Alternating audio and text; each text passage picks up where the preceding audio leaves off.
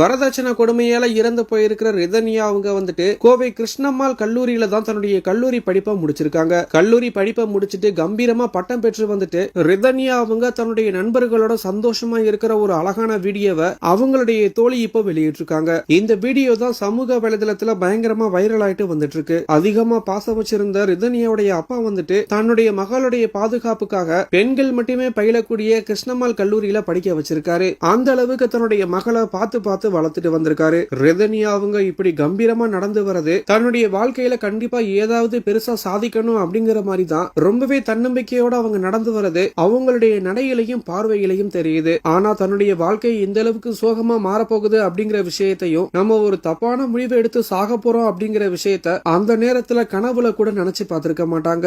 இந்த அளவுக்கு தன்னம்பிக்கையோட படிச்சு பட்டம் பெற்று இறுதியில ரொம்பவே ஒரு தவறான முடிவை தான் எடுத்திருக்காங்க. தற்கொலை அப்படிங்கிறது கண்டிப்பா எதுக்குமே தீர்வாகாது. இந்திய குற்றவியல் சட்டப்படி அப்படி முயற்சி செய்யறதுக்கே அதிகப்படியா 1 வருடம் சிறை தண்டனை வழங்கக்கூடிய பெரும் குற்றவியல் செயல் அப்படிங்கிற மாதிரி சொல்லப்படுது. இறைவன் கொடுத்த இந்த அழகான வாழ்க்கையை முடிச்சுக்கிறதுக்கு யாருக்குமே அதிகாரமும் உரிமையும் கிடையாது. இததான் இந்திய குற்றவியல் சட்டமும் சொல்லுது. குறிப்பா சொல்லணும் அப்படின்னா இங்க பிரச்சனை இல்லாத மனுஷங்களே கிடையாது. அதை பேசி தீர்க்கிறதுலயும் அதை கடந்து வரதுலதான் வாழ்க்கை இருக்கு அப்படிங்கறத கண்டிப்பா யாரும் மறந்துடக்கூடாது. ரிதன்யா அவங்களுடைய இந்த அழகான வீடியோ தான் இப்போ சமூக வலைதளத்துல வெளியாகி எல்லாருடைய மனசையுமே கலங்க வச்சிருக்கு.